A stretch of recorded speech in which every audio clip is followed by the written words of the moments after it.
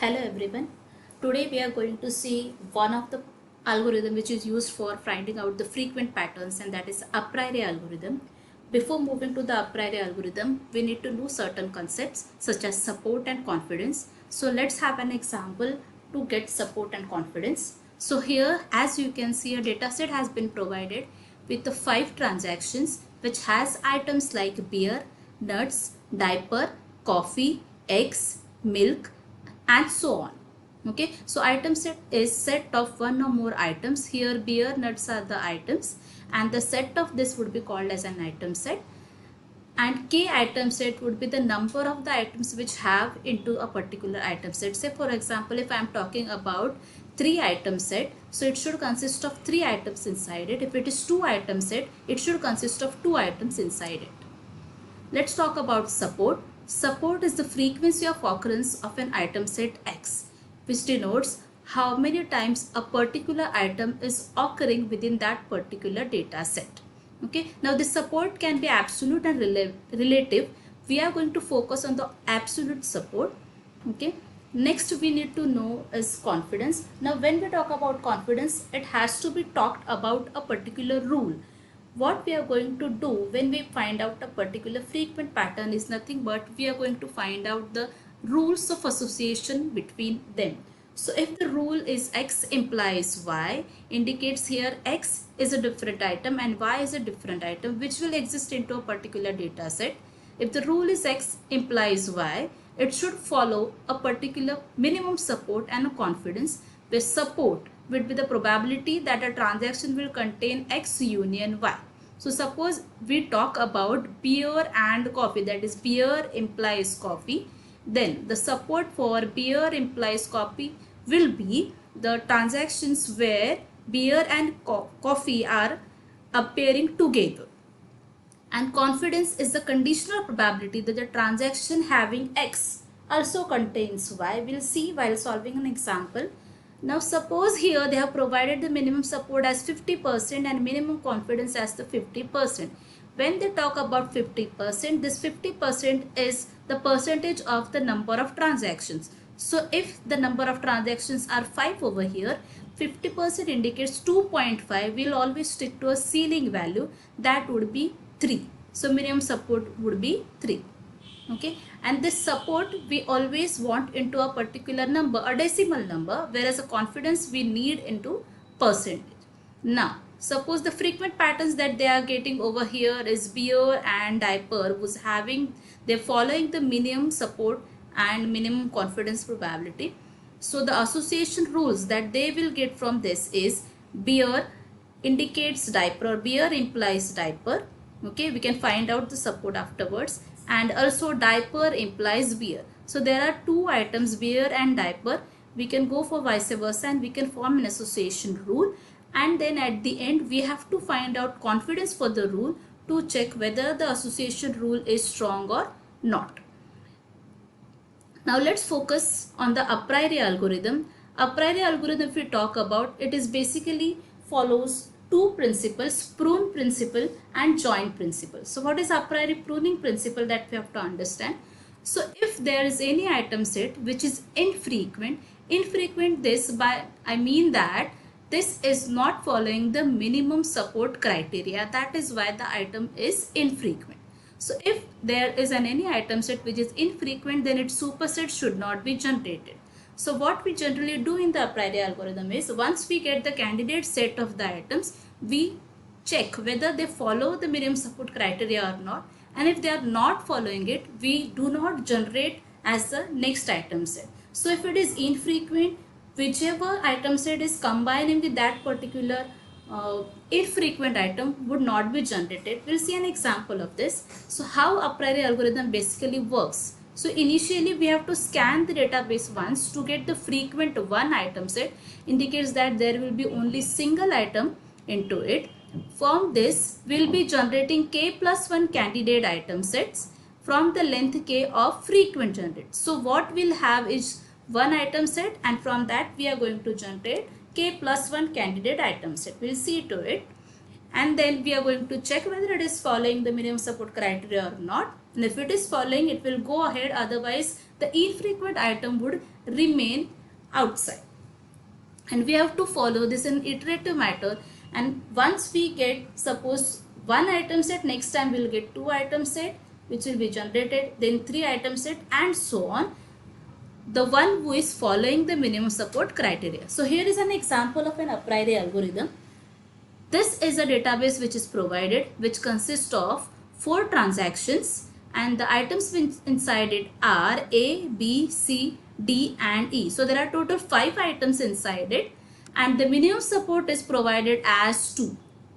Okay, this indicates that this particular item set, whether it is one item set, two item set, three item set, whichever combination we are getting, it should follow or it should occur at least twice into the data set. So after the first scan, what we are going to do is we are going to get one item set. So here I am listing the items. One item set indicates there would be only a single item in the combination. So we have here 5 items totally. So we are displaying it over here, A, B, C, D and E. Let's count support. Okay, so A is occurring into transaction 10 and is also occurring in the transaction 30. So support for item set A is 2.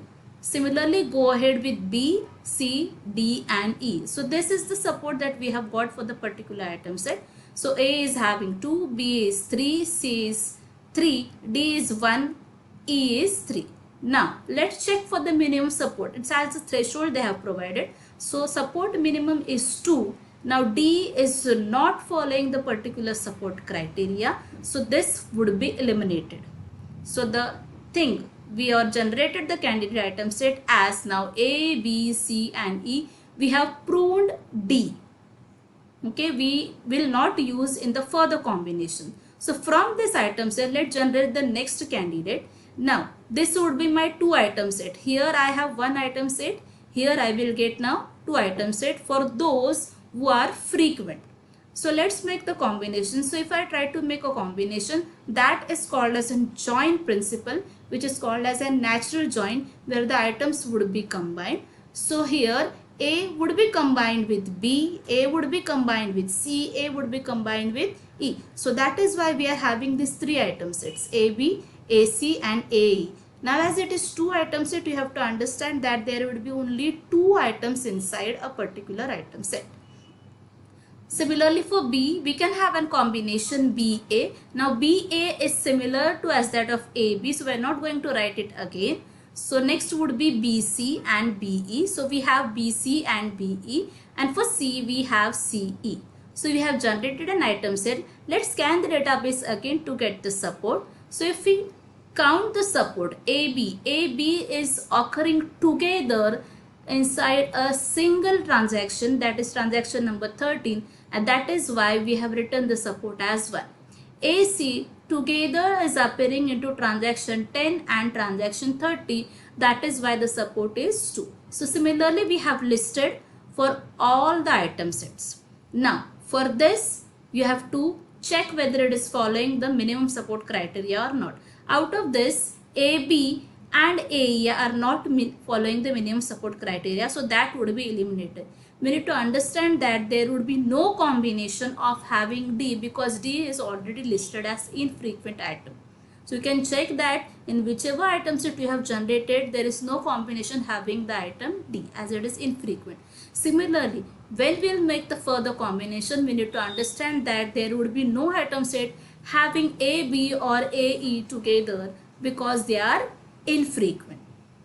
Okay, so from this now we are eliminating AB and AE. So the items which, or the item sets which are remaining are AC, BC, BE and CE. So these are the list of the item set, and these are the supports that we have got.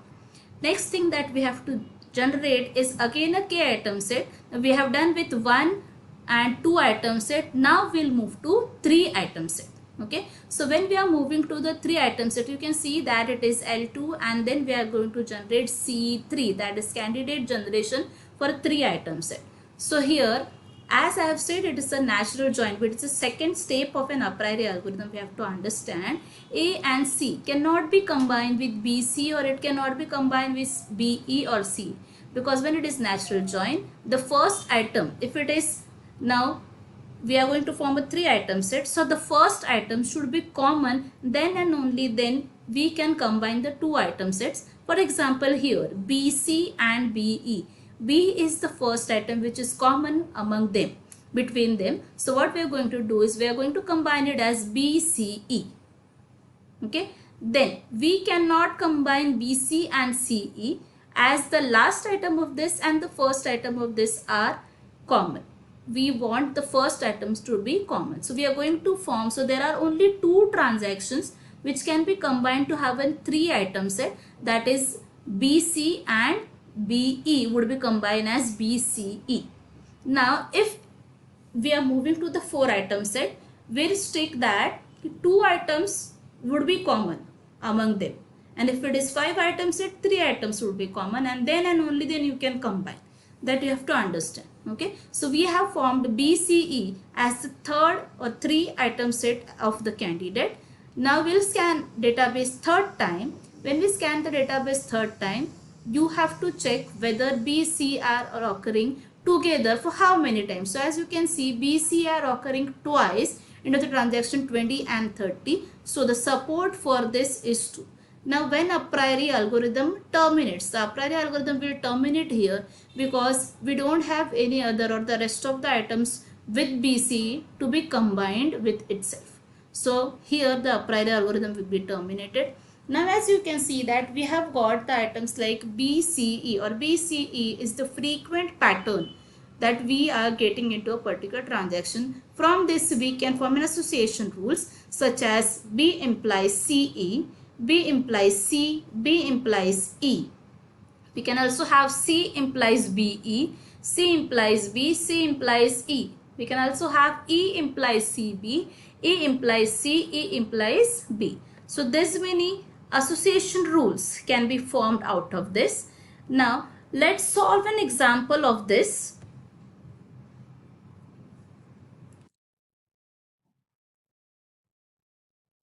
So here I have solved an example from May 19 paper. So the example is given as, consider the transaction database given in the table below. A priori algorithm with the minimum support of 50% and the confidence as 50%. They have given support into percentage which we have to convert into a number, decimal number. So as you can see that the number of the transactions over here has 900, that is 9. So 50% of the 9 would be 4.5, indicates the minimum support would be 5. Okay, so these are the transactions and the item set which are provided over here. So as you can see, the items are 1, 2, 3, 4 and 5. So from this, the first thing that we have done is we have tried to find out the minimum support and we have got it as 5. So the minimum support is 5. So step 1 in the a priori algorithm is scan database for the count of each candidate, and the list of the candidate is 1, 2, 3, 4 and 5. Okay, so we have listed C1 as item set 1, 2, 3, 4, 5. We will be listing their support, and the support is listed as this. Now as we know that the minimum support is 5, we know that this 4 is not satisfying the minimum support criteria. So we have to eliminate this 4 from here. So step 2 is nothing but compare candidate support count with the minimum support count. So this is the list of the items that we are going to get which are following the minimum support criteria. Third step, we generate C2 from L1. C2 is again having a 2-item set of candidate generation. Okay, so let's form a combination 1, 2, 1, 3, 1, 5, 2, 3, 2, 5 and 3, 5. So this would be the items which would be generated as a combination as 2-item set. The next step that we have to do is scan the database for the support count of each candidate in C2. So we have again check the database and get the support counts. Next thing, compare candidate support count with the minimum support. So as you can see that all of them are not following the minimum support criteria. It was given as 5. So only 1, 3 is satisfying that particular support count. So the next set that we get is 1, 3, and that is only one set which remains. So a priori algorithm will terminate here. So the frequent item set is 1, 3 having the support as 5. So once we have got the frequent item set, now let's generate the rules. the rules would be generated as 1 implies 3 and 3 implies 1. So support